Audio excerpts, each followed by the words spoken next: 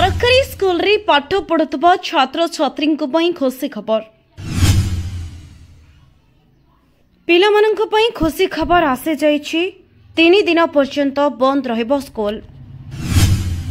3 दिन जाए बंद रहिबो द्वादश पर्यंत समस्त स्कूल। पिलामानंक पई खुशी खबर सुनाइछन्ते सरकार। सरकारी स्कूल रे पाठ पढ़ुवा समस्त छात्र छात्री मानक पई आसे खुशी खबर। 12 तारीख रु 14 तारीख पर्यंत समस्त विद्यालय बंद रहिबो। तेबे यूपी बिहार मध्य प्रदेश समेत देशर समस्त राज्य में 14 एप्रिल पर्यंत समस्त सरकारी बेसरकारी विद्यालय गुड़िक बंद रहिबो। यार कारण एही दिनटी मासर द्वितीय शनिवार एवं रविवार अटे।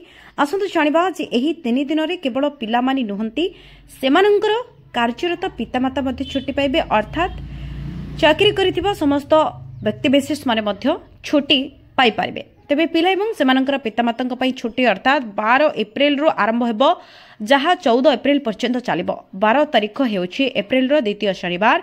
तेबे किंतु एही दिन केवल केतेक राज्य रे समस्त विद्यालय बंद रहिछि एवं परे 13 एप्रिल रविवार, तेणु एही दिन विद्यालय गुड़िक मध्य बंद रहिबो। यहाँ परे आंबेडकर जयंती 14 एप्रिल पड़ुथबा सोमवार दिन मध्य पालन कराजिबो, जहा फलरे विद्यालय बंद रहिबो। एथिपई पिलामानंकर 3 दिन छुट्टी रहिछि।